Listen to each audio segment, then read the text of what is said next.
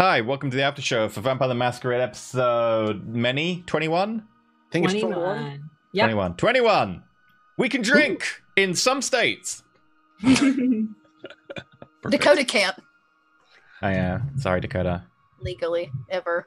Probably. Also, I like the fact that the thing we missed out was that when Zach comes back from meeting his dad and walks into Dakota, he just walks in and immediately goes to the disused toilet that's not even connected and just pukes in it. Oh, right. Yeah. Because She's like, yeah, get all that alcohol out. Gin, too. Did you drink gin? Mm-hmm. Yeah, he's all he had. Oh, gin vomits are the worst. Yeah, those are pretty bad. Dry. And, I wouldn't know.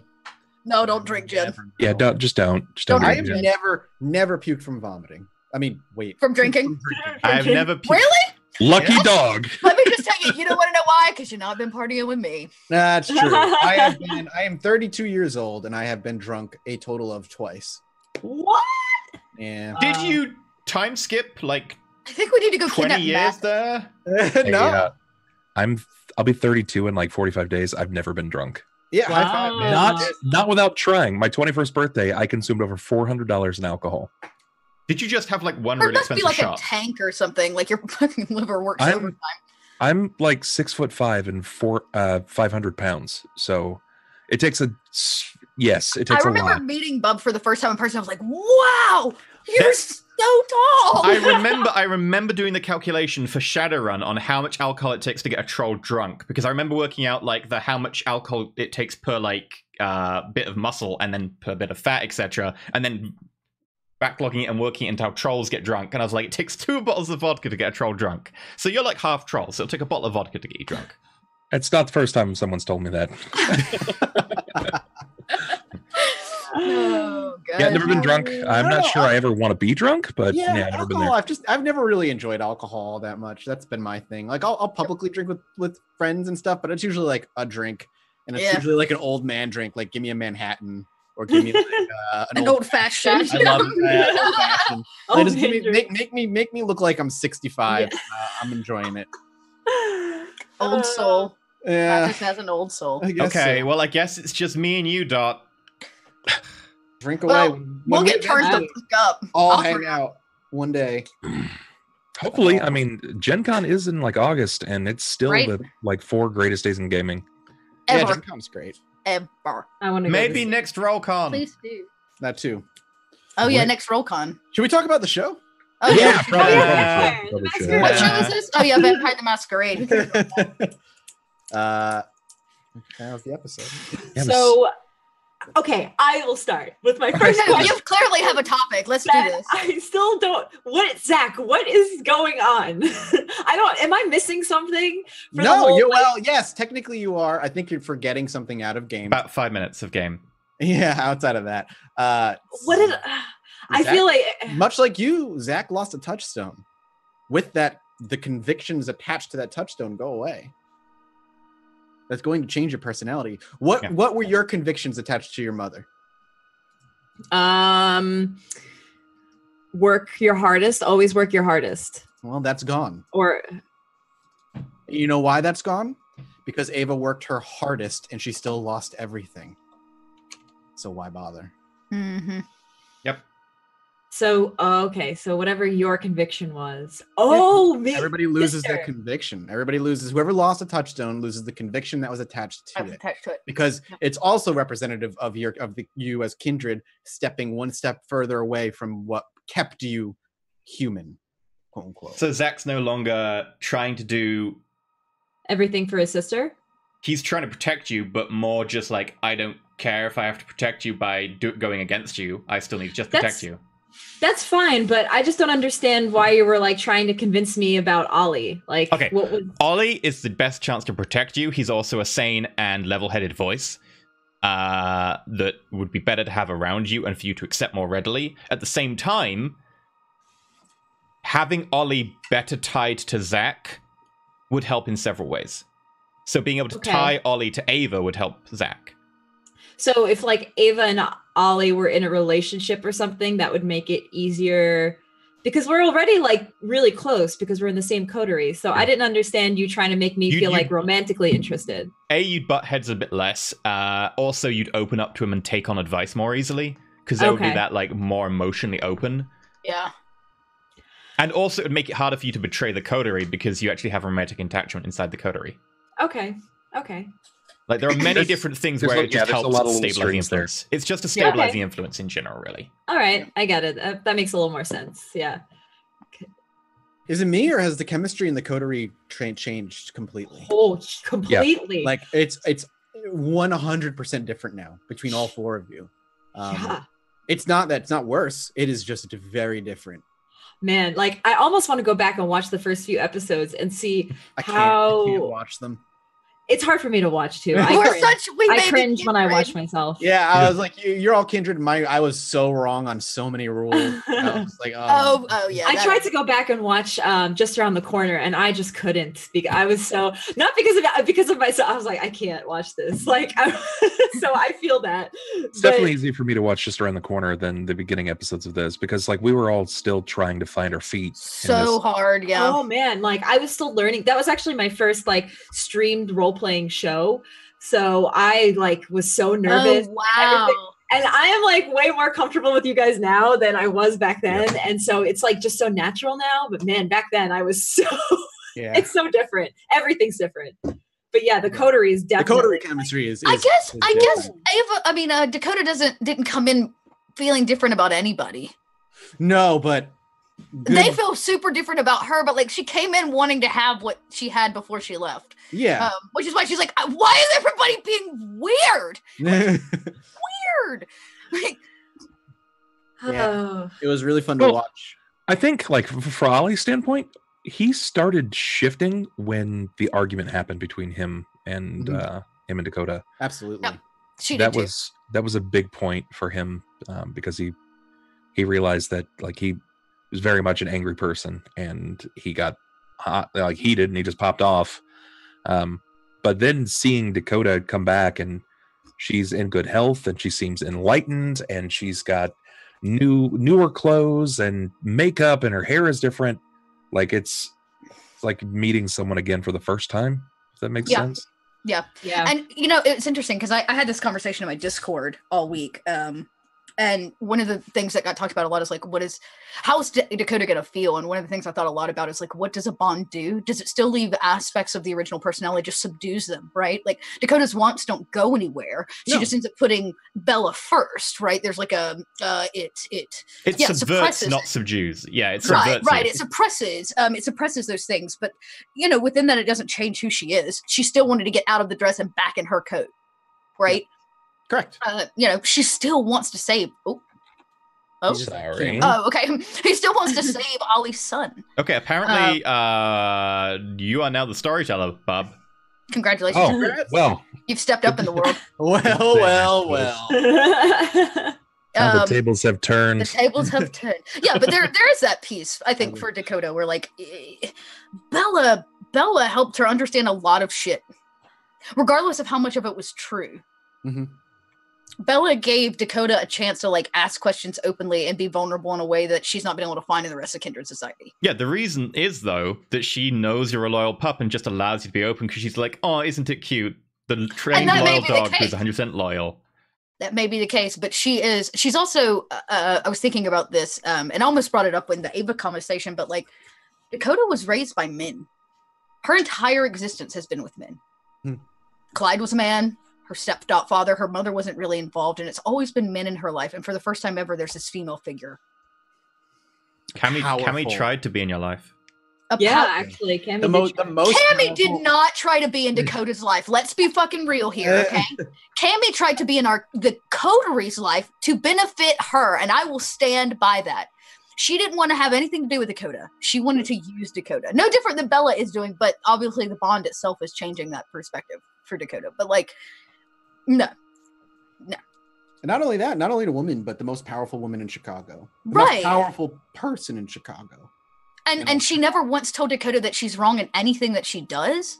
She didn't look down on her. She allowed her to just like, I mean, obviously she got what she wanted out of her and forced her to do things like wear dresses, but she showed her a strange level of humanity that humans never showed Dakota.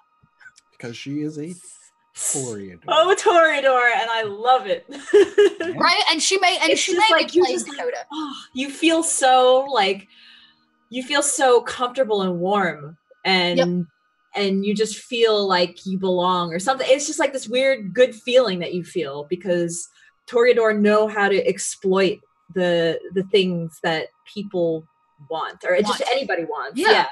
And but then there's also like feel like somebody cared about you, right? And even Dakota, like you guys always made fun of Dakota for not bathing, wanting her to look different. So she came home with those things, thinking that you guys would accept her more, hoping that you would accept her more because she had given into the things that all of you wanted. I'll be honest, it was much easier to be in an enclosed room with her. She doesn't smell nearly as bad. She doesn't smell as bad, right? Like she just things like I even thought about like I also contemplated like the change of costume quite a lot, and it does come down to like it's not that she wants to wear dresses, but she does want Bella to notice her. So like notice me, Bella. One way. Things like putting her hair back in a headband, like getting it out of her face. She will not wear her hood anytime she's around Bella. She'll wear it for the coterie. You'll notice that she put the hood back on when she stepped into the coterie space, but into the haven. Just like she wants to please Bella. Yeah. And Bella sees something in her that nobody else really did except for her piece of shit sire. So what does she have to lose? It was really enjoyable to watch you take Dakota into the coterie and watch how the coterie interacted and the words that you used, which I'm sure were all meticulously chosen. Very, very fun to watch. I enjoyed that. I don't think Zach's really changed. I think he's just stopped trying the one tactic and it's just, fuck it, I'll do what I do best. I think Zach has become significantly more paranoid. And his paranoia is going to drive him away from everybody he cares about. Oh, we'll see about that. On the other hand, though... It's not paranoid if they're really out to get you. I keep telling you this. Everyone is out to get us. It's not paranoia. On the other hand, Oliver got some answers today. Yes. Finally. A lot. He got rewarded. How does really? How does Bub feel about what he learned and where do you see Ollie kind of going from here? He got answers, you know, he was given information. I just don't know if he's necessarily happy about it. I think his current goal is to make sure that these same injustices aren't happening for his son as well. And you know, Rudy, Mathis, you brought up a point as Rudy that the same thing. I'm basically doing the same thing to my son, and I don't want that to happen. I definitely don't want that to happen. So I wouldn't imagine. Zach's right. Zach's totally right. I have to think very, very far ahead. If I want to give him the opportunity to be afforded a mortal lifestyle that is devoid of kindred, then I need to separate not only the kindred lifestyle but myself entirely from the equation. And man, there's a lot there. I think I was shocked and hurt at first, or Ollie was, so to speak, but I don't necessarily think that that's going to linger. I feel like there is it's sort of like the eye of the storm now. Everything is now calm. Just everything outside of Ollie is tumultuous. It's all in turmoil. So now he kind of feels like everything is just stirring around him. But now he has rest or unrest, if you will, regarding the topic. I don't know. I'm going to have to mull that one over. I think I don't think the right word is happy, but he is currently complacent with the information. I mean, it helps to have answers. It does. But as much as I want to be able to define my current feelings for Rudy, I can't, just as much as Ollie can't. Like, how do you go from there? Yeah. I think that's one of the reasons that Zach is being very forward right now, is that he doesn't know how to cope with what just happened. And it's going to start going back to a little bit more mellow, but still he's going to take a much more active role. And part of the reason that I didn't say anything is because I have no way to explain that. You know, I came out and said something about a cake, which was totally out of left field for Ava, but how do you I haven't how I'm going to explain that to you guys. Like, oh, this is going to be weird. It's going to be like, okay, everyone get some popcorn. Well, yeah, I We're was about gonna to say sit we down. haven't actually Story. had today. Everybody got a scene like with everybody else, or like Yeah. without like with, and that except for Ollie and Dakota did not get a long scene. Yeah, that would have been bizarre. Well, That it's would've been- coming. Don't think she's not gonna be like, "What is your problem?" Yeah. Like, Yeah. What's stop being weird. No, yeah, it's definitely coming, and it's gonna be a kooky one. I have no It'll be fun doubt. to watch. It'll be fun to So, watch. like, yeah. Maggie is hard pushing. Like the amount of times Maggie said "kiss the girl" in the chat. oh I was my just like, god. Lord, that would only go over so well. Well, something I'm not sure everybody picked up on was how keenly Ava was describing Zach's angry face and how she'll never forget it and how it Yeah. bothered her. And like the whole time, Yep. Ollie's just kind of like shrinking away. I'm trying to remember. I don't think that Ollie knows that I saw under his mask. Did we learn that? Ollie's got a pretty good idea Idea? that someone Oh, yeah. saw Yeah. hers. I mean, it was you and Zach were there, and Zach, Yes. he's the kind of person would have just flat out said, Said something. "I saw your mug." Yeah. I'm just letting you know because that's what bros do. I feel like it's like an unspoken thing that like Ollie probably knows that Ava saw, and Ava knows, but she's not going to say anything. So it's Yeah. like this weird unspoken thing. But yes, I did intentionally say like I couldn't forget Zach's face because there's just some faces you don't forget. And in a way, I was trying to imply Yeah. that. Oh, yes, I got there the was- implication. Yeah, you're just like, you ugly. Ollie, I saw you exposed that one time when you came in and you were in. Yeah, it was just. I can't. Yeah. Let's be clear for a minute, okay? Like Ollie was changed at the physical peak of his perfection. He was literally entering into the pro ring circuit. Mm. So despite the things that are happening with his arm, it's literally just an aura because the rest of him is I mean, chiseled. Yeah, right. It's pristine. over steroid use can. So God. Well, you know Of course what? you did. But not in Even- character life, because I can roll a dice to reverse that. Even if it's over steroid use, I still got that potency, baby. You can't keep me down. Yeah, I still got that potency. It's okay. I promise you, Ave will only ever fake it with you. I was gonna say at the end of the day, for Ava, it doesn't matter because She gonna have Yeah. to fake fake it. it till bits she makes don't- it. Those bits don't work no more. A No, lot of it's interesting that you bring that up, but like you were talking about convictions and how they change when you lose your touchstone, and it was brought up today. Snitch said, I can take away those people that you see, that I know about them, and I knew that Snitch knew about them. He knows I'm just going to pretend He's a Nosferatu primogen. exactly that he knows absolutely everything about my backstory. So losing those, I was thinking like, take shit from no one. If I lost Doc, that would probably help cement the fact that Ollie would just bite the bullet and become full cam. Mm-hmm. Yeah. Never harm a child. That's for Rowan. If Rowan's lost, that Yep. that would open up so many avenues to potentially sabathood. It's gross. Mm-hmm. But if Jules ever died, especially at the behest of himself, slavery is evil. Oh man, that would be really, really bad. Really bad.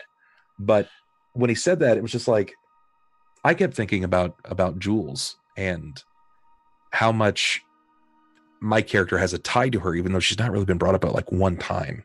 Mm-hmm. And then seeing Ava out of game, I know that she's changed. In game, I don't really realize that. I mean, I think Zach's stated that she might be a little different, all things considered. But do we know? Like, is there an unwritten rule in the game about in-game meta knowledge of humanity and how people shrink away from who they once were? The only in-game knowledge is that you holding on to what you once considered important as the years go on become further and further. You have a harder time like relating to mortals. You see them more as just objects.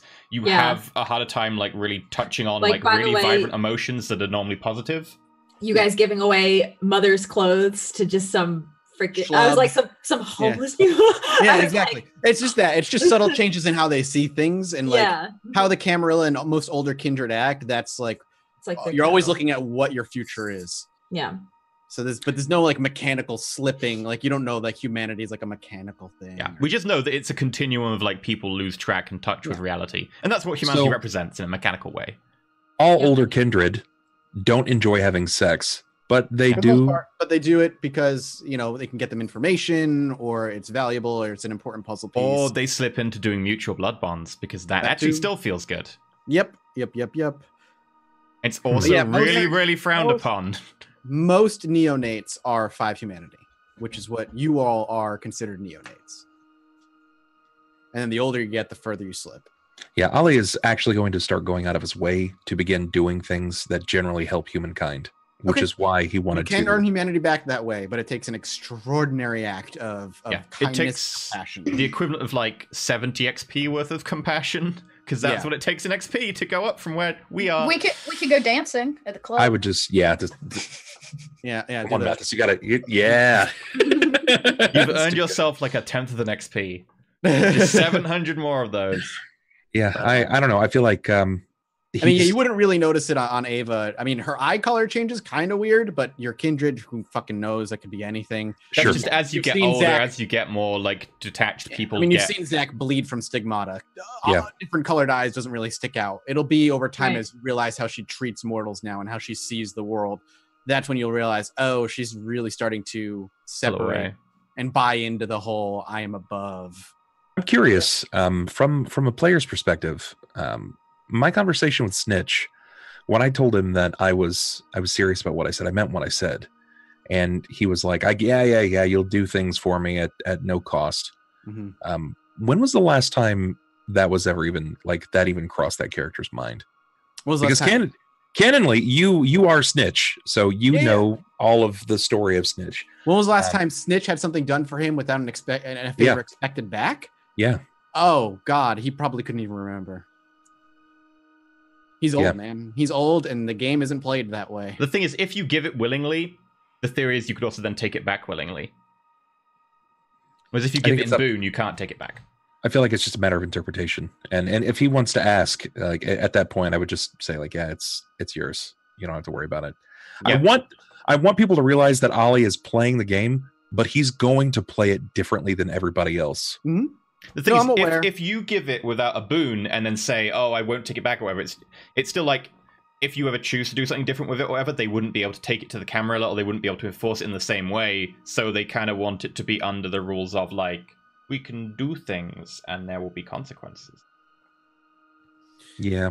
But Ollie's just going to keep playing the way he is. Yeah, as far as like Snitch as a character is concerned, it's been too long since kindness and favors done have ever been anything he's ever had happen for him, or he even cares to see. Like, it's too sketchy for him. He's too far into his kindred life for those kinds of gifts to matter or even be worth taking.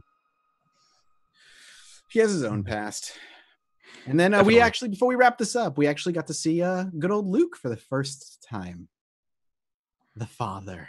Yep. Dear old daddy. Ava and Zach's We have some serious daddy problems in this group. Yes. Are you starting to realize that all of you have daddy We all have daddy issues. And all of you have fucking dead mothers because of it? Yep. Oh my gosh. Oh, sorry. Only just We're now. So edgy. Our edgy backstories. Sorry, we're going to rename it to Sounds of Silence Daddy Issues. Yeah. Yep. Yeah. But he's back. He's here, rather. Yeah, that was really interesting because, like, you guys have never mentioned Luke before, right? Nope. No, he's not. Zach and Ava have a very different relationship with him as well. Yeah, okay. Ava doesn't really hate him as much as Zach does. Like, Zach hates our father, but Ava has a somewhat good relationship. She doesn't keep in touch as much. Abigail was going to give me power of attorney so that we could turn off our life support at some stage. And she didn't finish the paperwork before she couldn't. And Dad kept the life support on because of their strict Catholic upbringing. Right. That makes sense. Makes a lot of sense, actually. We also found out about Dakota's some backstory shit today for Dakota that's not been dropped before. A lot came out today on the table. I have to say, I really enjoyed the moment with Zach where it's just like, okay, fine. I'm done fucking lying to you or playing your games. Tell me something, I'll tell you something. Go ahead. We'll play this game. Like back. That was great to watch. Yeah. Zach was just like, sure, I'll play this game. We can play this game. I don't care. She's all right, cool. Finally, she's talking. Well, now it's time for our daily decompression. Yes. Every episode we have to step away. I have to go shower after this. I do too. Makeup, but just to like wash away. Yeah. Also, like I said, like I think I said to Bub while I was on the stream, like last session where we did the Dakota and Bella stuff, I felt the grimiest I've probably ever felt afterward, because I had to play like you played it so well, and I had so much to play off of as just like a manipulative little piece of shit. And I was like, ugh. I feel gross. It was really great. Like it was incredible. Probably One of my favorite, my favorite, just like one-on-one role play sessions in like just that I've ever had. It was just you played it well, and we just bounced off each other exceptionally well. And it was just, I walked away being like, oh, I feel like I literally manipulated the fuck out of her. Oh, Toreador life. Yeah. So, because you did. What does it take to kill a Toreador Primogen? What does it take to kill any kindred? A lot. A lot. A lot is the answer. You need to behead them, burn them, put them in the sunlight. Don't even get any ideas. I learned that from Twilight. I already all of it. have ideas. I already have ideas. The Methuselah. It takes a lot, man. It takes a lot. I am about 10% tempted on the Methuselah. Just be like, push and run. I mean, you don't even know. Like, that's another thing too. We're at the part of the story where it's no longer a secret what's below. Like, people know it's out there. The prince now knows. That's a ticking time bomb. Like, one way or another, something is going to happen. It could happen while you're away, like in Madison. Like, you don't know. Like, that's the gamble of heading to Madison, is like, now you're leaving with the Methuselah, who the prince has knowledge of, alone, like without I would rather do that than be there. Yeah. But I'm saying, you don't know, like, now you guys are on a timer one way or another, because the prince has to decide what to do with this thing. Why is it here? Who is it? Chat mostly knows who Sybil. They think it is. Sybil. They have a lot of people think it's Sybil, for good reason, I guess. But that's I really hope it's Sybil, because then I can be like, okay, we've got something in common. Oh yeah. Oh, and did you guys like me tossing Saito under the bus today? Guess who's gonna have to go back? Because the guy was like, Saito. Oh God, yeah. Saito. Yeah, everything's coming to a head, man. We're everything's starting to get answers. Yeah, exactly. Bus. Yep. Saito. Answers are coming out. Plot is moving forward. Yeah, like I was telling Bub too, last session drastically changed the trajectory of this campaign as well. Partly because I just went bleeding everywhere, and you were like, "This is not meant to happen." Well, and we knew it was a risk at least. Well, shall we wrap up? Yeah, let's wrap up. Gonna go. Bye, everybody. Thanks for listening. Goodbye. Bye.